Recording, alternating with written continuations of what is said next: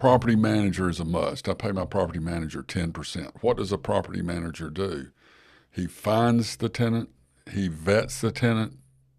You don't want to start as an investor say, well, I'll rent this up myself and I'll save me 10%, because you're going to put your cousin or your brother-in-law or Bobby Joe's second best friend or somebody's cousin, and then when they don't pay the rent for circumstances beyond your control, you're not going to evict them.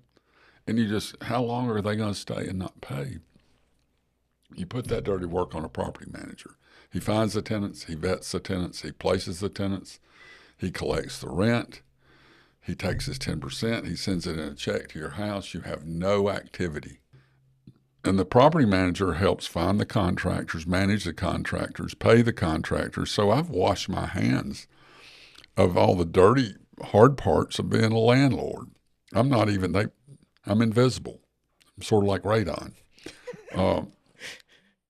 Welcome to the 256. I'm JD, host of the 256 Investor Podcast. This is for both the seasoned investor building a portfolio of rental properties that wants to sharpen their skills, and for the potential investor that needs to answer some questions and gain strategies to invest with confidence. We'll discuss all things investing, legal, tax planning, acquisitions, insurance, and of course, we'll discuss real-life experiences with 256 investors. Whether you live in the 256 or invest from afar, this is for you. Thanks for joining us for another episode of the 256 Investor. We're joined today by Tommy Siniard, Siniard Law, a longtime personal injury attorney here in Huntsville. Tommy, thanks for coming in. I know you're really busy. Appreciate you spending a few minutes with us. Thanks for having me, Josh. You can reach Tommy at seniorlaw.com, 256-500-1199. You'll want to keep that contact with you, especially after hearing this show. Tell us about yourself. I know you've been here a long time, but you weren't born and raised in Huntsville, were you? No, I grew up in Gadsden, Alabama, and went to the University of Alabama in undergraduate school and graduated, and I was accepted to the Alabama School of Law after I finished my undergrad in 1977, and spent 3 years at the University of Alabama Law School and graduated there. And I had clerked up here in Huntsville, law clerk, for 2 summers. And at the end of my second year, they offered me a job. So I moved here in August of 1980, 45 years ago, and started practicing law, and I've remained here ever since. Okay. Nowhere better you'd want to go. Oh, no. Lucky to land here versus Gadsden. Yeah. And you've raised your family here? I have 6 boys, my 3 and her 3, and they're all college graduates, and lucky me, got to pay for all that, and fraternities, and cars, and insurance, and some unmentionables. Yeah. And they're all out of the nest, and all but one is married, and I got grandkids, so we made it through. Yeah. Well, life is good then. So you've been practicing for a long time, but I know you've had a special interest in real estate for a long time. Does that go back to your early days with your law practice, or is that something you recently got into? So I've been practicing law. I'm 70 years old. I've been practicing law 45 years, but I've been doing real estate for about 30. It's sort of my side hustle. Mm-hmm. I started with one rental property, and at one point in time, I had 48, and I sold a portfolio and got down to 20, and now I'm back up to like 32. Residential properties and 4 small commercial properties. What part of your investment strategy is made up by real estate investing? 90%. Okay. I've never made a dime in the stock market, and I've never done anything but make money in real estate. Yeah, it's just been more comfortable to you. The stock market is just gambling, and real estate is more of a certainty. You can set up real estate and it more or less runs itself. It's not that simple, but it's way more than it's way easier than checking what your value of a stock is multiple times a day. So it's really a passive income. Out of my work week, maybe 10% is spent doing anything with real estate, and that's usually looking for properties to acquire or going to a closing of a property that I'm selling. But you're able to be a real estate investor most any other job. And so I found that to be a good passive income. It supplements what I make Right, practicing law. and it's always appreciated. I'm assuming you've never bought something that just completely depreciated and you sold it for nothing Oh, no. 10 years I mean, later. I've had a couple of miserable experiences. Sure. Anybody that dabbles in this has. But all in all, it's been very good. Well, I want to ask you some challenging questions while you're here, just from a legal standpoint. Alabama is governed by a landlord-tenant law, so there are certain laws that kind of direct what we are able to do and should do, and tenants do have some rights. Yes, Maybe sir. not as much as they would in bigger markets and other cities in our country. We are a landlord-friendly state, but there are still some challenges. And I think one of those that we all face is when a tenant brings up the issue of mold or radon, or my HVAC isn't working, it's gone out and it's 105-degree heat index today. Right. How do you handle those things from a legal standpoint? Well, take them one by one. Let's start with the HVAC going out. If you're going to have multiple properties, you need two things that you don't want to do yourself. You need a property manager and you need a handyman.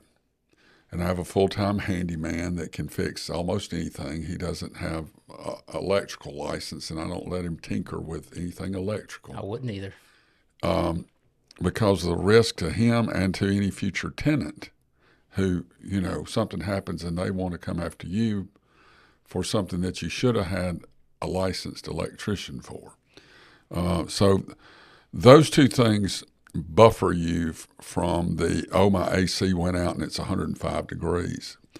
I have both of those people on speed dial to take care of that as soon as is possible. I also believe in tenant courtesy, and therefore, if somebody is going to be left without an air conditioner in 105 degrees, if it's more than 12 hours, I will move them to a hotel. Or I keep a furnished rental property empty for those very reasons, because sometimes it's not a day. It's they've had a portion of the house hit by a tornado, or I have one house where a car ran into it and it was inhabitable. Well, You'd be surprised by how many times I've heard that from different people. Yeah, I have a great tenant, and so I put them in this furnished rental property, and it may be 3 months. Mm-hmm. And whatever rent they were paying, I'll match that in this furnished property. And that's much appreciated by the tenant, and I think it's only right. The property manager on speed dial, I call and say, "Hey, Roger, got a big problem. I've got an AC down." I'll put him on, and then we got a list of contractors, AC, plumbing, roofing, and then my handyman can do any sort of quick repair. And he's trained to know when it's above his head and we need an electrician or some other contractor. Certain plumbing issues he's not capable of doing because you're getting into the dirt. He's not capable of doing a foundation problem, but he knows who to call in terms of a structural person. Mold is something that rarely occurs suddenly. And so every property, I have an inspection done, and I use the same inspector, and I'll plug him, Mike Dove. He goes over the top. He finds too much, but that's better than too little. Mike's been around a long time. He's been doing it 40 years, and he's excellent, and the banks recognize him. And I require an inspection. I now call it a due diligence period, because the inspection clause in real estate contracts have language in them that says the inspection must turn up something that affects the safety or habitability of the property. So it might be something that does not meet that definition, but something that makes me want to back out. So to make sure that I can back out of a contract, I ask for a 14-day due diligence period, in which time I get an inspection. But it still gives me like a free out if for any other reason I'm just not feeling good about this property that I'm about to buy. I highly recommend that. Which is really common in a commercial real estate transaction. Right. You're applying this to a single-family residential as well. More or less, that's That's what it is a period of due diligence to uncover all kinds of things. Now, let's suppose mold develops while you own the house. The first terrible thing is that mold is generally excluded from your homeowner's policy. Okay? That's something what you want to know when you buy your insurance. Now, you can buy a mold rider with some companies, a handful. But by and large, whatever that repair is going to be on the landlord. And you're in this situation that some types of mold are very dangerous to the tenant's health. So here you go. I'm moving them out to my rental property that's empty but furnished for the same or less rent while the mold is being remediated. Now, mold remediation is not for the weak of heart. The handyman with a squirt bottle of Clorox is really only aggravating the situation. Now, it will relieve the smell for a while. You can paint over it. There's a paint product called Kills that will disguise the mold problem for 90 days. It's sort of like an antibiotic in that if you're prescribed an antibiotic and you don't take it all, you sort of burn the bush down the ground, but you don't touch the roots, and it just comes back stronger. Think about pruning a plant, okay? Pruning the dead branches off a plant doesn't kill it. So you have to really, for mold remediation, there's a specific recipe. And you want somebody to certify that you've treated that mold in accordance with the recipe, or you've got legal liability. It's not something to play with. Radon is a cuckoo thing to me. This is something you can't see, you can't touch, you can't smell. You know, it's Ghostbusters. You got to correct this problem or deal with it or disclose it, or you got legal problems. So I use a guy if the inspection, my inspector does radon testing, and it has messed up a lot of deals that I was going to sell the property, because everybody's like, where is it? Can you smell it? Can you touch it? Can you see it? It's invisible. How does it hurt me? I was like, I don't know. But I get a radon inspection when it's warranted. There's a tester that you can test for radon, like Ghostbusters. And there's radon remediation protocol, and it's not cheap. But I cleared that out of the way because, you know, if you're a lawyer, you live by the lawsuit. You don't want to die by the lawsuit, right? So there's some hazards there for prospective investors to pay attention to. So let's recap. Property manager is a must. I pay my property manager 10%. What does a property manager do? He finds the tenant. He vets the tenant. You don't want to start as an investor say, well, I'll rent this up myself and I'll save me 10%, because you're going to put your cousin or your brother-in-law or Bobby Joe's second best friend or somebody's cousin, and then when they don't pay the rent for circumstances beyond your control, you're not going to evict them. And how long are they going to stay and not pay? You put that dirty work on a property manager. He finds the tenants, he vets the tenants, he places the tenants, he collects the rent, he takes his 10%, he sends it in a check to your house. You have no activity. If the tenant doesn't pay, he starts the eviction. He hires the eviction lawyer. That's a separate charge. And here you go. So 10% for a property manager standard fare. Some charge as much as 12, some charge as little as 7. You kind of get what you pay for there. You want to vet your own property manager. Yep. And then if you're more than 5 pieces of property, then you want access to a handyman, because there's a lot of things that you can fix, like this. The seal on a toilet, a leaking faucet, something that needs some paint, a stopped-up toilet doesn't need $150 from a plumbing company. So, handyman, property manager,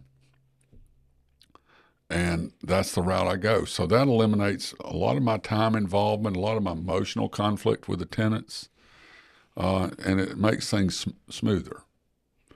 And you're as smart as anybody we've had on here. There's no reason you can't screen somebody and do all that. But I always tell people, if you're going to be an investor, you got to have two things. One, you got to have the ability to stop whatever you're doing and take a call from a tenant. You have to have that ability to do that. If you can do that, well, the second thing, you have to be able to tell people no. You have to be able to screen people and vet people and just say, this isn't going to work. You're not qualified. A lot of people can do the first one. They have the time because they have their own business or something like that. A lot of people cannot do the second one. They cannot tell people no. I can't do either. I don't have the time. It's an unexpected call. I'm not too good for the call. I can't do it and have my day job. So that's why I call it my side hustle. You got to have people in place. You can't go find those people when the emergency crops up. You got to have them in advance of being an investor. And there's a protocol. When they sign the lease, the handyman's name and numbers given to them and says, if there's an emergency, if your AC goes out at 12 o'clock on a Saturday night, if there's a leak coming from the ceiling, or if you smell mold or whatever, here's your guy. And the property manager helps find the contractors, manage the contractors, pay the contractors. So I've washed my hands of all the dirty, hard parts of being a landlord. I'm invisible. I'm sort of like radon. And we need to clear up radon. Radon is a gas produced by certain types of rock. And like you said, it's odorless, it's colorless. You don't see it, you don't smell it. But it's been linked to lung cancer. I don't know how it's as good a study as any, I guess. But it is terrifying to people to hear that they have unacceptable radon levels, which the EPA says anything greater than 4 percoliters per whatever it's measured in is a health hazard. A lot of word salad. But a lot of people put stock into it. And like you said, if it comes back that you have average 7 percoliters that over a 48-hour test, the purchaser or the tenant is going to force you to mitigate that radon, yes. Right? Nobody's going to move into a home, acquire a home with high levels of radon. And mitigating radon is not like painting the fence. It's expensive. Yeah, it involves running a fan that extracts the gas and pushes it out of the home. And if you have a crawl space, it probably requires a full encapsulation. It is a thorough process and an expensive one. Absolutely. But it's pretty cut and dry. I mean, so it's more common in North Alabama than in other places. Like you would expect, I would have expected it to be in marshy foundational land. It's not. It's in limestone. It's places that's cavernous, places with empty spaces well below the ground. And who knows what causes it, but it's a word that I don't even like to say out loud. I'd never heard it till I moved to Huntsville. Yeah. And the first sale I made, somebody brought up a radon inspection. And I said, let me get back with you in a few minutes. And I had to Google, what is radon? Oh, yeah. I'd never heard the term. I've lived in Alabama my whole life. Well, with all due respect to the engineering profession, what you never want is an engineer that thinks he has a radon problem, because he knows more about radon than anybody. And they're very exacting. And that's what makes them good engineers. I'm not being critical, but that's a tough swim right there. Yeah, there's not so much, there's no standard for mold, really. It's difficult to define. There are different types of mold. People refer to it as toxic mold or black mold. But I always tell everybody, if you live in Alabama, you have mold in your house somewhere. I promise you do. If you want to put $1,000 on the table, I'll put mine and I will show mold in your home somewhere. So everybody, it's very subjective. A lot of people have different views about what it does to your health and what the level of mold is that could be a detriment to your health. So on the flip side of the legal profession, we handle mold cases. And it's a very scientific process to extract the mold, to evaluate the mold chemically, and medically, it's very exacting to prove that the mold is causing the alleged health problem. but you can get there. But it's also an expensive case to handle, and much. You think, okay, I'm living in a moldy house. I went to the doctor. I got respiratory problems. Bingo. It's a lot more difficult than that. Mm-hmm. Well, you brought up some things that you do insurance-wise, some add-ons. What are some tips or advice you would give for any investor as it pertains to their insurance policy, or how they handle the insurance on their Okay, rental so properties? an insurance policy is words on a paper, and insurance companies are in the business to collect more in premiums than they pay in claims. Okay, and what is buried in homeowners' insurance policies are things such as, let's suppose the tenant has a dog, a pit bull, okay, and the pit bull gets out, and we've got a case where we're on the plaintiff side of it, where pit bull kills a 7-year-old child. Mm-hmm.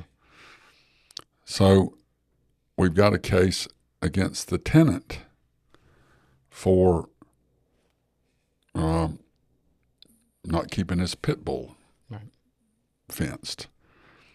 The tenant may or may not have renter's insurance, and if he does, it has liability element to the coverage.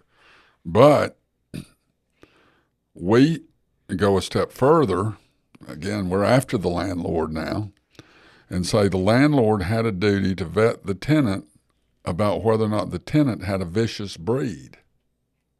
And we get to the landlord's insurance, whose policy may or may not include attacks by vicious breed dogs. Now, vicious breed dogs more than pit bulls. It's German Shepherds, it's Dobermans. You know, there's a handful of vicious breeds. Great Danes are considered a vicious breed. Right. So in Alabama, there's what we call, in its slang, a one-bite rule. Let's suppose you own a beagle, okay, and the beagle bites someone and causes injury, and a beagle is not a vicious breed dog. Whoever owns that dog is not liable unless you can prove that it has bitten before. And so you've got a case with somebody fairly badly injured from a beagle, but there's no proof that this beagle has ever bitten before. We call that the one-bite rule. You're skunked. You cannot recover. Now, if the dog is of the vicious breed category, there is no requirement of a one bite. So my advice as a lawyer is I would know what's in my policy and what's covered given untoward events, okay? And some of this you can buy, and I'll give you the example me and you talked about before, which is earth movement, okay? I woke up one morning, or actually in the night, and I was thinking, what cataclysmic thing could happen that would send me back to West Gadsden from whence I came? And it popped in my head, what about if we had an earthquake and all these rental properties got leveled, but I still got mortgages on them? I was horrified, broke up in a cold sweat. I called my State Farm agent, David Presley, and I said, David, what happens if we have an earthquake and all these things turn to dust? Covered? He said, no coverage for earthquakes or earth movement. He said, we do have a rider that you have to ask about. We don't promote it. And it's like $50 a year per property. But you have to have the rider. I said, well, sell that to me times 31. He said, well, have you had a seance or a vision come to you? I mean, we're in Alabama, counselor. I said, for peace of mind, I want it. And so it was not a month until there was a tremor in Paint Rock. There was a 4.1, fairly substantial. There was some property damage out there in the Paint Rock Valley. And he called me, he said, I think you've seen a vision, because there's been this, and he lived in Scottsboro and commuted back and forth to Huntsville, and Paint Rock's on the way. Mm-hmm. He said, there's an earth tremor and some damage, and we're getting some claims and having to tell them, sorry. Wow. So It's nuts. But if you're going to be a real estate investor, you got to have protection for anything that could happen. Let's take it down to the Gulf Coast.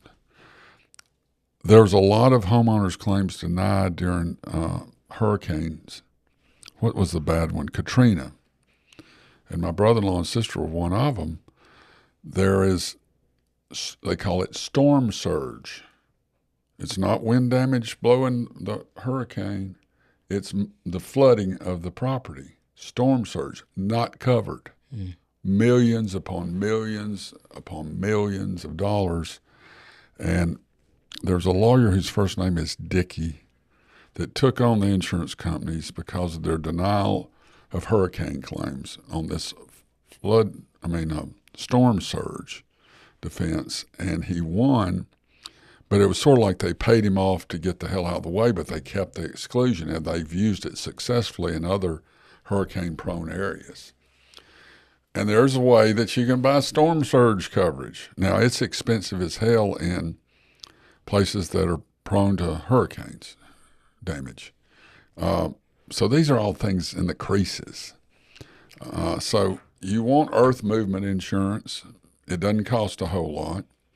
And while we're on insurance, has nothing to do with real estate. You want coverage. There's this guy named Dave Ramsey says, save money, don't get uninsured motorist coverage. He's a nut.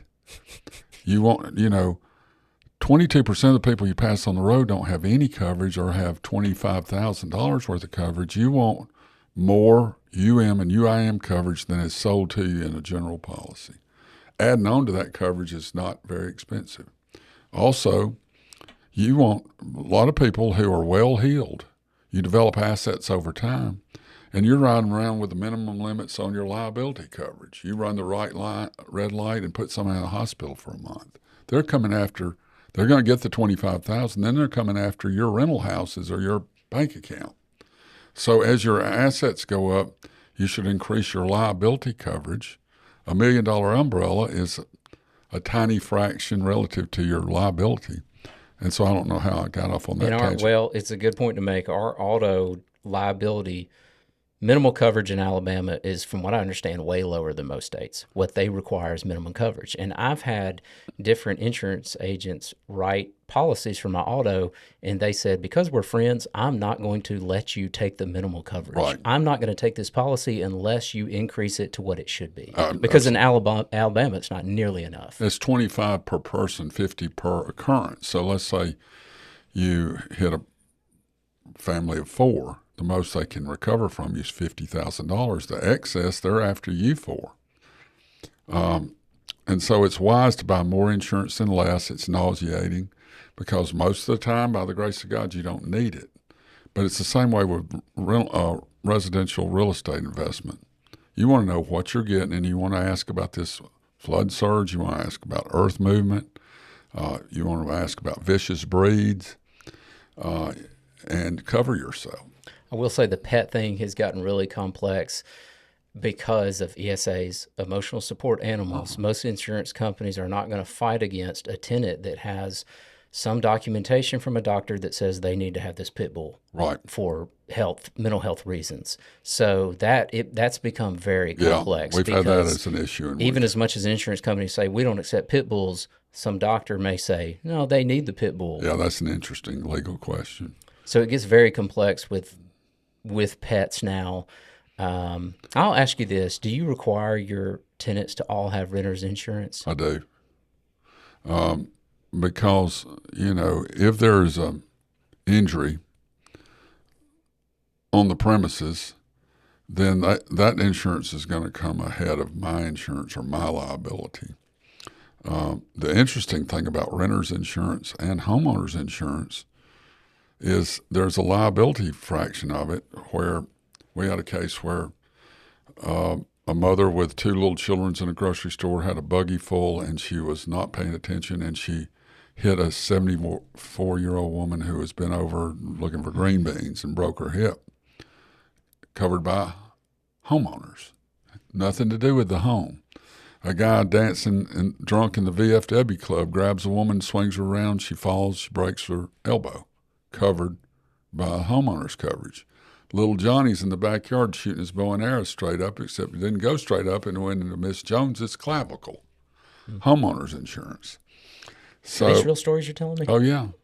A mother entrusted her 13-year-old child to another mother up on Montesano Mountain. They were going to stay at home. The mother left them there by themselves. They left the home, and this child fell off a cliff, hemiplegic. 6 lawyers turned it down. We got $1 million on homeowners coverage. So homeowners coverage covers you for things around the property and external to the property. Wow. All right, that's new information. To clear up about the exclusion with catastrophes, natural disasters, I think a lot of the California homeowners are going through that right now with the wildfires. Right. I think a lot of them have been denied claims, so we'll see how all that shakes out. But So we're in the middle of a big claim denial thing with on the roofs after the hail. Okay, and so had a hailstorm May 20th Right. come through Huntsville. So a lot of denials by 2 insurance companies, and I'll just say them out loud: Allstate and State Farm. Most of the Would others, have been my first 2 guesses. most of the others, just like a good neighbor, State Farm not here, and there weren't any good hands from Allstate. And there were some. I don't want to exaggerate, but they're writing some higher deductibles for hail and tornado damage that are buried in the policy, and they're more likely to deny those. So the protocol for that is, I've got a home, I've got homeowners insurance. The first call is not to the insurance company. You call the roofing company. They do the inspection free. They write a report. There's hail damage. Here's the cost of repair. Then you call your homeowner's insurance company, and they inspect, and they say, oh, no, there's not, or it's not as much as they say. And then they deny the claim, and then you have to ask for a reinspection, and they may or may not come for that, and it evolves from there. And we have successfully handled somewhere like 18 roof claims now. Just barking got them to the table and got them settled. We filed 4, one for bad faith. That's when an insurance denies a claim that they have no justifiable factual or legal reason to deny. And with bad faith, you get not only the actual damages, but an opportunity for punitive damages, and that can be unlimited. We're just talking in 3 months since May 20th, Yes, since sir. that storm. Yes, Wow. And there's a pattern and practice of who denies claims and who doesn't. And that another interesting aspect of that, as I ramble on, don't give a lawyer a microphone, Josh, anymore. I get more out of you about insurance than I do from insurance agents, so this is good Oh, stuff. you sure will. I forgot where I was going. The hailstorm 3 months ago. I mean, today is August 21st, so it's Oh, been yeah. 3 months. You said you've had 18 Denials, cases, yeah. 18 denials. And I was right in the path, so I'm in this process right now. Oh, Not with either of those 2 companies. Here's what I'm but- going to tell you. There's a app. Well, I called the meteorologist at one of the local news stations and said, "Is there a way? I know you got debris balls where you can track tornadoes, and you got tornado paths, and you can do EF1, EF2, etc. Is there a way that you can track the pathway of hail?" I said, "Yeah, we've got that now, and there's even an app called Hail Strike, and they can discern the pathway of hail, and not only if it was hail, but the size of the hail." Okay, and so I even went as far as adventuring and mentioning it to my partners in my law firm that we could take this tornado from the time it started dropping hail through 3 states. And it's thousands upon thousands of roof claims, which average $25,000. Well, you'd probably have to go out and solicit or tell people, you are in the path of hail. Do you want to use us here, lawyers? So we stopped that. But we've done a good job recovering for folks. And we do it on a contingency fee basis. We don't get paid unless we win or recover. Well, the insurance questions led us to weather, which is another really important topic to cover. So I'm glad we went there because that's one of the first questions I get from out-of-state investors because they remember the 2011 tornadoes that we had here that were so devastating. But what they failed to realize most of the time is it was 30 years prior to that. Right. Was the last really catastrophic storm that we had. But we do get high winds. We do get threats of tornadoes. I'll say since 2011, we haven't had real substantial damages, but we do get the high winds. We're sort of like in hail. the lane. It seems like we get more through here than other places, like poor Anderson Hills. Oh, yeah. I mean, that's jinxed. It's got crushed every time, major storm. Every that's gone time. through, So it every makes you single time. wonder if there's some vacuum or vector that it goes on. Here's another investor thing, a warning from a legal perspective. Smoke alarms, okay? There was a case in Madison County years ago where a realtor had rental property and he did not check the smoke alarm. There's a Alabama statute on that makes the landlord responsible for checking with some periodicity a smoke alarm to make sure it's working. The name of the family involved were the Johondifers. And I won't say the name of the realtor that had investment property. But long story short, there was a fire. The couple was mixed. One of them was African-American. The other one was Persian. So they're, not a celebrated race company. And the company thought the jury wouldn't let them recover. 2 children burned in the fire. The parents jumped out the window and left their kids in there. So the insurance company offered very little money. There was a $5 million verdict. And the insurance company never offered the policy limits. So if there's a demand for the policy limits and the insurance company doesn't meet that demand, what they've done is exposed the insured to an excess verdict, right? Who's going to pay for the delta between $1 million and $5 million? So the homeowner or the investor, landlord that's victimized by that says, yeah, State Farm, why didn't you pay it? And so the insurance company has to pay it. So there was actually $5 million collected in that case. Wow. Which is kind of a record. But no, if you're a landlord, you've got a duty to make sure the smoke alarms work, or you don't have to go day by day, but you have to do it, I try to do it semi-annually. And they do have an expiration date on the Yes. detectors themselves. And that's my handyman's job, And a complement to that is monoxide. It's what? Monoxide. Oh, yeah, well, that's a detector, too. Right, and I've adopted a policy. So Carbon in Alabama, monoxide. carbon monoxide, there are certain descriptions of the home, if you have a garage, and if there's other factors involved, that you should supply a carbon monoxide detector. So Right. I have started the process of installing the dual smoke detector and carbon monoxide We have in all that. homes. We have that, I think too. that's a really important one because I would think that's more risky than a fire, Right. is carbon monoxide poisoning. Another thing is if a tenant detects something like a loose step or rotten board, you better get out there and get it dealt with. Because let's suppose it's not the tenant because they know to step around that, but it's the UPS guy, and he falls through from 12 feet up. Guess who that's on? Yep. So you got to be attentive to needed repairs that affect health and safety. Last thing I'll ask on that is trees. Trees. So now underwriting departments of insurance companies go around, I guess, in the middle of the night and see if you have trees overhanging your property, and then send you a letter, an innocuous letter that says these trees need to be removed. Okay, a tree removal for a big tree can be $5,000 to $20,000.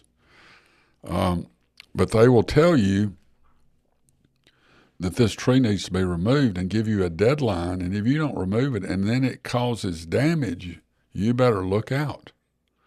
And so we have a proactive thing of looking for trees, limbs that overhang the property.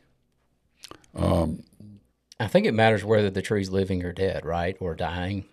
I mean, it's At least- more likely to fall or have rotted limbs if it's dying. We just took one down at our house. It's a 100-year oak tree. We live on Montesano Mountain, and we live on the site of the Montesano Hotel. And this was a great tree. And who knows, just leave it to us to move in and it start dying. but it was $7,000 to evacuate that baby.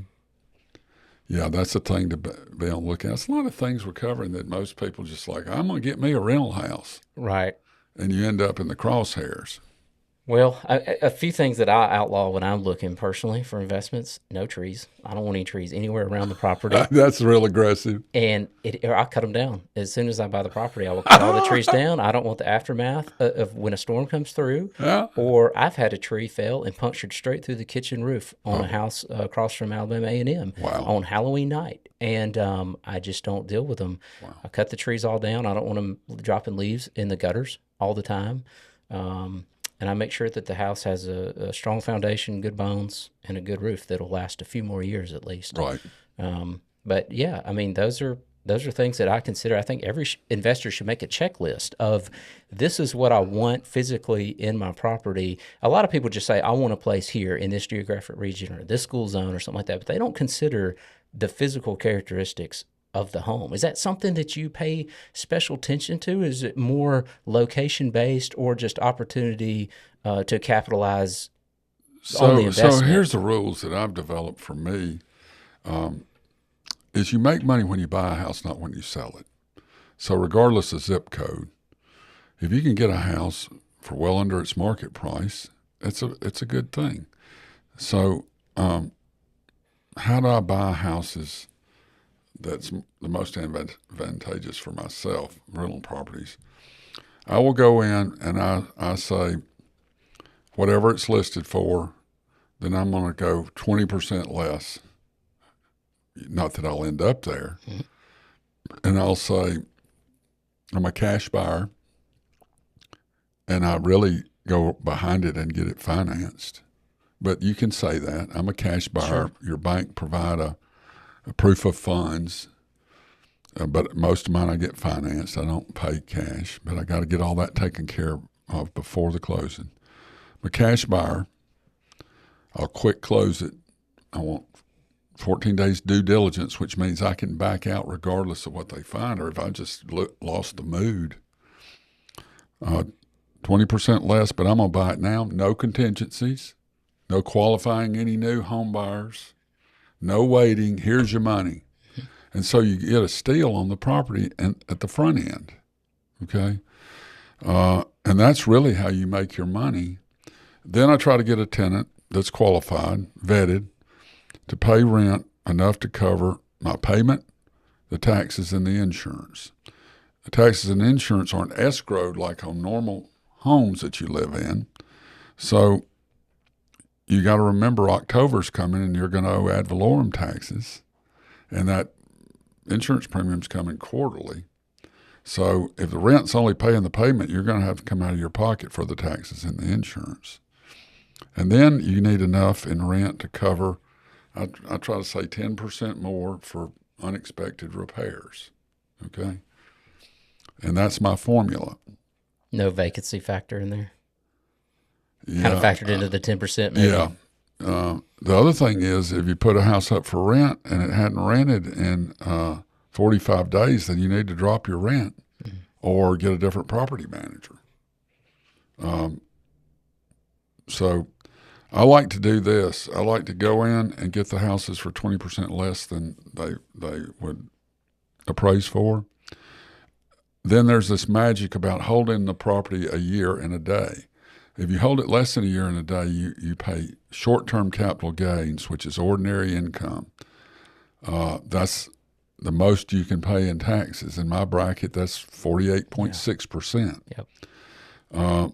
If you hold it for a year and a day and sell it, it's half that, okay? Long-term capital gains. So I buy the property. I try to get it occupied quickly, buy a property manager.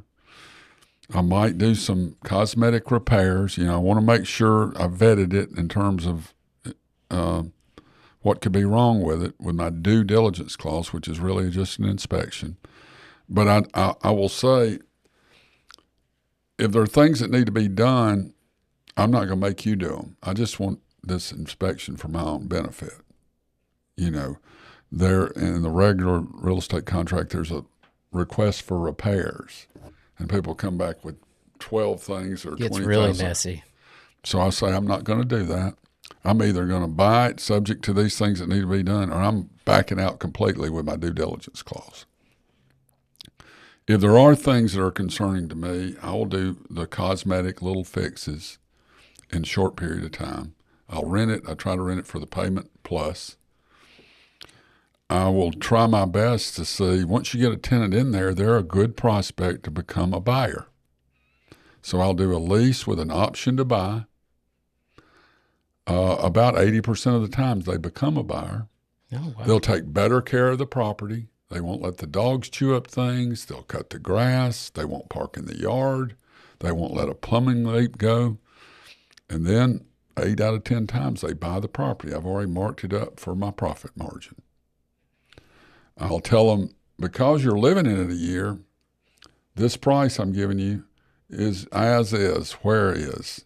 If there's any problems, you need to let me know in this 1 year process. Not with you can get an inspection, but I'm not going to fix anything because you've had a year to vet it. And most of them close without me paying anything for repairs. And that works out nicely. There's some where the rent is such a positive cash flow, I don't do that.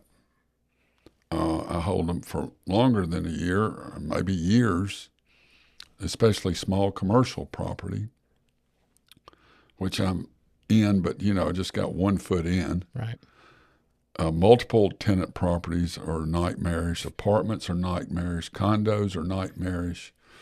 And now I'm down to define zip codes.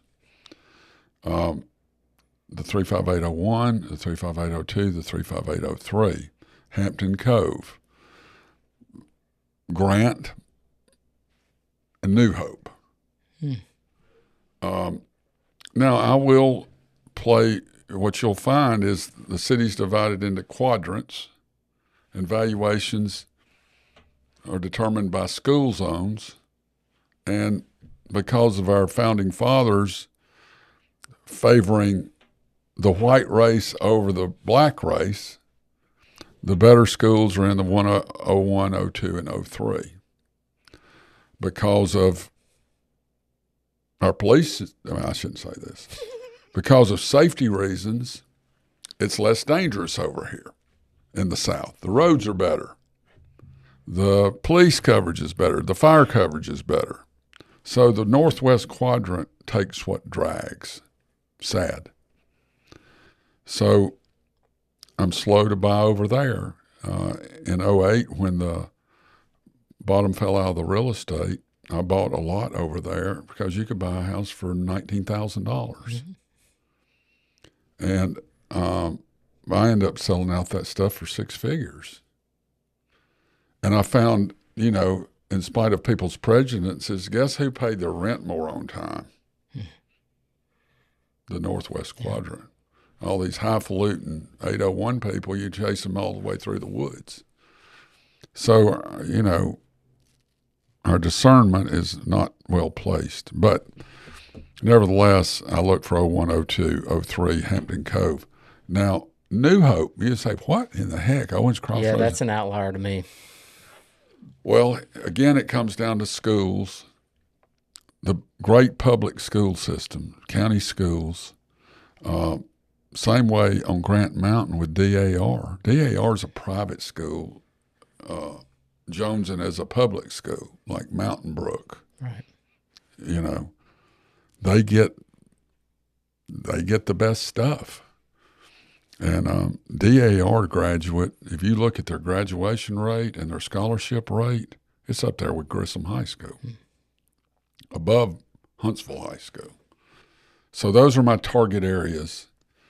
Another thing that I'm doing is, and this is interesting as an investor, you buy a house, but it's got some acreage. I'm looking for that because you carve off that acreage and sell the lots.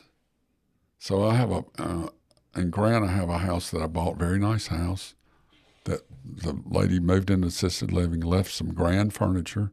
I've got it rented for the payment, and it's 6.1 acres, so I've carved off 5 acres into 5 lots and have just sold them for $50,000 a piece. I had to put in a little bit of infrastructure. I had to clear some trees. I probably put 30,000 into clearing off 5 acres. The infrastructure had to be extended. Marshall County's the wild, wild west. I mean, you can build a house over there and don't have to have a building permit. There's no inspections. It's like 1900. And Marshall County's now wet. That increases the value, believe it or not. I do believe it. So those are, more lessons than you want to hear. No, that's a good point to make. It is a real struggle to build in Huntsville. I've dabbled in it a couple times. Who do you use for a builder, if you can say? Well, I've tried to more or less remodel some homes from a slab and 3 walls. Right. Not really completely rebuilding a house from the ground up, but from 3 walls and a roof, I've rebuilt homes. And to jump through the hoops with the city, all the different permits that are required. A lot of regulation. It is a lot of regulation. And that's why I don't encourage people to go that route unless you're here. For me to do it as a property manager, I would have to hire out a GC, and I would have to take a really good consulting fee. Right. It's so much work. Yes. It sounds like you don't have those same things in Marshall County. No. And that's why I'm looking up in Grant and Marshall County between here and the lake. Because, there's a difference between the city of Huntsville regulations, the county of Madison regulations, and the county of Marshall regulations. And as you go down that ladder, Marshall County, they have an inspection department, but nobody's home. They can't afford inspectors. So you can build a house, typically there's 3 inspections. When you lay the foundation, when you get up to carpentry, then when you finish it. And those are required. That doesn't exist in Marshall County. I could go in with a hammer and some wood and build a house. Okay. Well, that's good to know. Yeah. You're not getting that in Huntsville. Much cheaper. There's no curb and gutter requirement. You just lay it, some cut and run for the streets, gravel, loose asphalt, and so that makes it an investable area now. Is that someplace that I would want to buy, maybe as a starter home, but, it has its risks. The other thing in Grant is the property owns a good bit of waterfront property. You got to look over Highway 431 to see the water. I call it a regular man's lake house because to get a lake house over in Snug Harbor is 7 figures. So I'm hiring an infrastructure person or firm to do the infrastructure, to lay the asphalt, no curbs and gutters, but it'll have water, plumbing, power, asphalt. And so I'm turning 4 acres into 6 lots. Not going to build, going to sell the lots. The other rule is that buying raw land that you can't rent, you better be able to double the value of it in 5 years. So people want to say, "Oh, you're investable. Let's go buy this 100 acres." I ain't interested. Raw land produces no income. You can take the soybeans off of it. Right. But, renting it to people that farm it, you don't get very much. We'll get your take on one more legal question. How do you feel about the wholesalers? Now, you and I can do things one way where we approach a homeowner directly. I'll buy your house. And like you said, we're buying some instant equity into it because we structure the deal that's a little bit, it's sweetened for them. Right. But what about wholesaler who is going to purchase a person's property and basically flip that contract? They're buying an option on it. Right. I get, there's one particular wholesaler in Huntsville where I've bought some property for him, and you can get a deal, but it's going to be as is, and you better be ready to close it in 14 days, or it's going to the next guy. And then I get all these calls that, like, "Mr. Can I ask you about this property on Esslinger Road? You want to sell that?"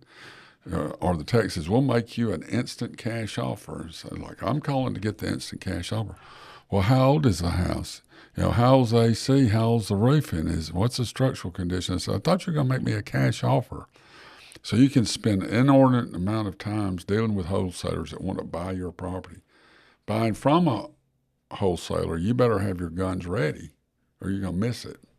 In my experience is you are essentially not allowed to do a proper home inspection. No. As with a third party, you better be prepared to get in Take there it as it is. and take your own electrical testers Ozone, and your own radon kit and everything mold and do detectors. it yourself. Yep, because they are not going to allow time for a third party inspector right. to come in there and do it, and they want to close the next day. Exactly. That's my experience. It's really difficult. You and I have both done it though. Yeah. And you can get some deals, but you can buy something that's an albatross too. Well, the number one,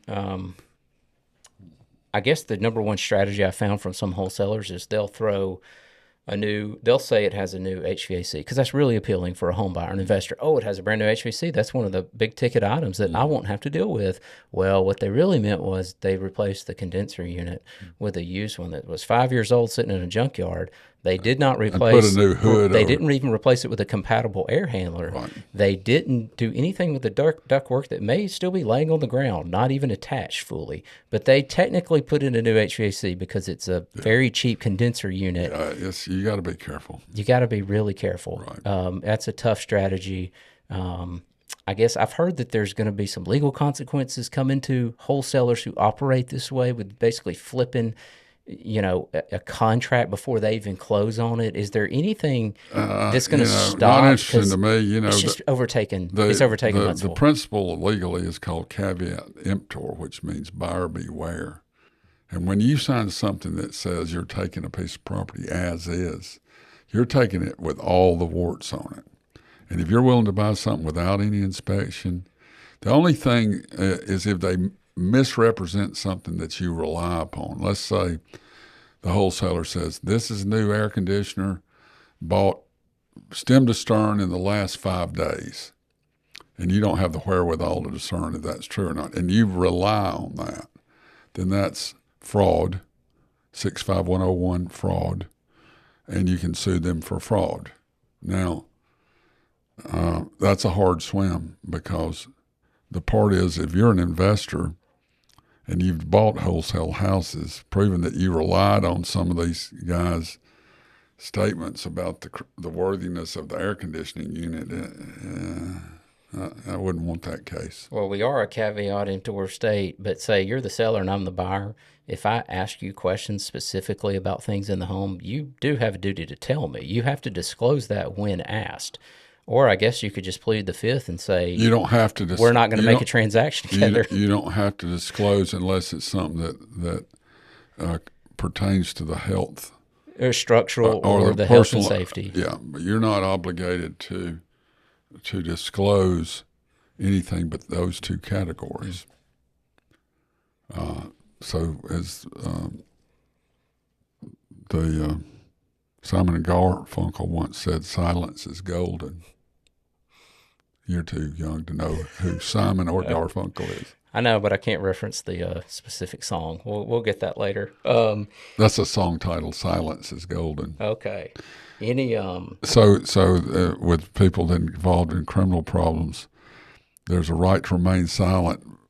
And I told people years ago I did criminal work, there's a right to remain silent. Use it, because about 2/3 of the people in jail talked their way into jail if they just stayed quiet. They never could prove the case.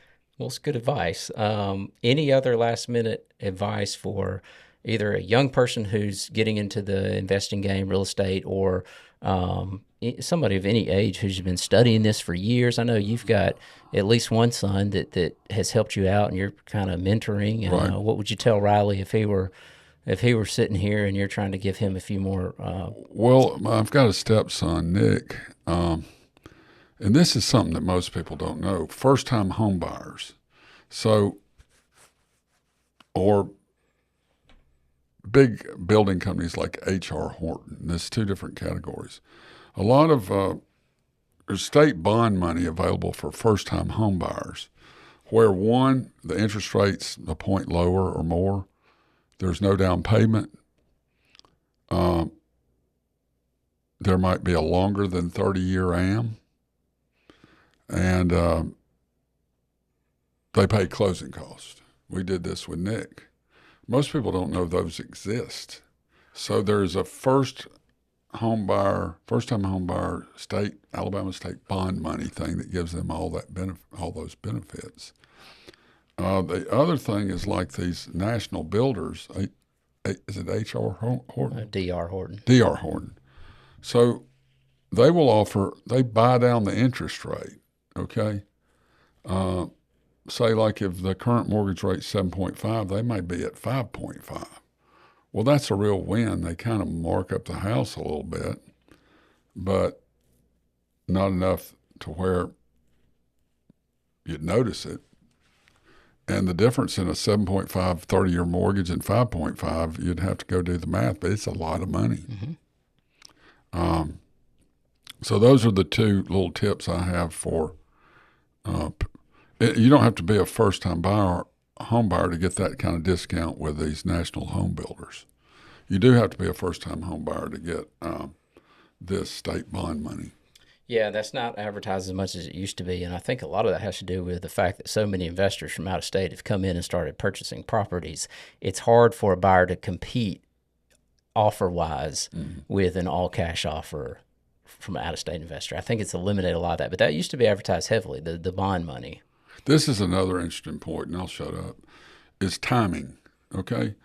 So right now, we have a bevy of potential buyers sitting on the sideline because the interest rates are too high. Mm-hmm. And we have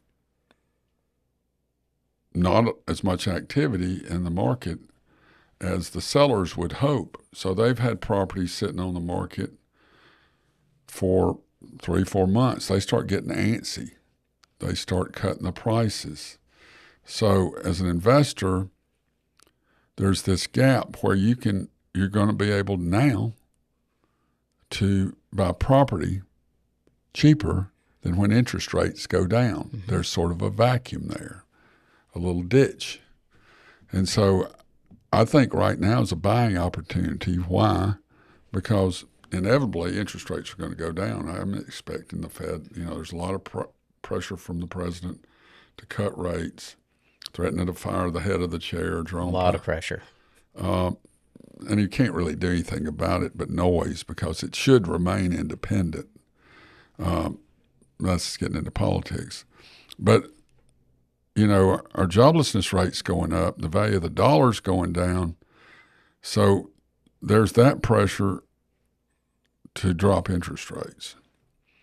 And I think there'll be a cut in September. I think there'll be another one in December. And I think there'll be 2 more cuts in the first half of the year. I think then you're going to have a lot more people getting off the sidelines to buy houses. And what will that do? The demand goes up, so the prices of the sellers go up. They're selling their property quicker and for more money. So in investment world, timing is a lot. There are a ton of sellers who are dying to move, but they're not going to give up that 3% interest rate for a 7% rate. But they might give it up in exchange for a 5 3/4% rate. Right, because they built so much equity. Right, and when that happens, I think you're going to see a ton of activity. I do too. But right now, like you mentioned, there's a good little pocket right here where you can go get some deals as an investor because I think between now and the end of 2025, so you're talking about 3 or 4 months, and so I'm actively looking now. Mm-hmm. And so if you got a home that you want to sell, then I'm interested. Okay. I appreciate all your time with us. Give us your quick 30-second thoughts on college football. It's right around the corner. Well, I went to Alabama and all my kids did, so I'm biased. I think we're stacked in Tuscaloosa. I think Ty Simpson's going to be a great quarterback. I think our coach has hired his sidekick to come to the program, and I think they're going to be as good as they were under Saban. Auburn, not so much. I think we got a real problem at the quarterback position. They're letting up on defense, trying to make him feel better about himself. We got 3 coaches calling the plays, one on first down, Freeze on second down, another one on third down, literally, but he can call off the plays. And now, as of yesterday, they're talking about playing 3 different quarterbacks. So you got 3 play callers and 3 quarterbacks. You're talking about a recipe for disaster. So you think this is going to be a problem? Well, all right. So you got Alabama in state. I got Alabama going 10-2. I got Auburn, best case scenario, 7-5. Ouch. I've got Alabama winning a close one in the Iron Bowl for 6 in a row. Okay. I don't want any hate mail. I mean, I'm a Bammer. It's too late. We already gave us your emails. So Bama winning the whole thing this year? I think they make the Final Four. I think there's a lot of grass to eat to get to the championship trophy. Okay. Who do you like at the very end? I think it's going to boil down to Ohio State and a Southeastern Conference team. Okay. I won't even say Alabama. Texas. Georgia's really good. Texas is really good. Not Auburn. I think Auburn's going to finish 11th in the SEC. Wow. Okay. I tell my Auburn friends that they should change the name from Tigers to Flounders. Flounder's a fish that swims on the bottom. Gotcha. And so whatever people like about me, I've disintegrated that in 60 seconds. So all your chips in Alabama and some other team from the SEC winning it all. All right. Yeah, I think Georgia, Texas, Alabama will be in the Final Four. I think Ohio State will be the team not in the SEC that I would do. All right. Well, we appreciate you, Joshua. all your time and information. That's good stuff. If all you this information is worth what you're paying for it here. SiniardLaw.com, 256-500-1199. For Tommy Siniard and AVO Multimedia recording this for us today, I'm JD. My time's up. I thank you for yours. Thank you. This podcast is proudly sponsored by 256 Realty, investors helping investors. Visit us at 256realty.net. Big thanks to our production team at AVO Multimedia Services for producing, editing, and providing the music that brings this podcast to life. If you enjoyed this episode, be sure to subscribe or follow the podcast on YouTube, Spotify, Apple Podcasts, Amazon Music, iHeartRadio, or whatever platform you choose. We'd love it if you'd leave a comment, review, and rating. It really helps us grow and continues to bring you valuable content. And of course, don't keep all this knowledge to yourself. Share this episode with a friend who's ready to level up their investment game. To catch more episodes and video content, visit our YouTube channel at 256 Investor.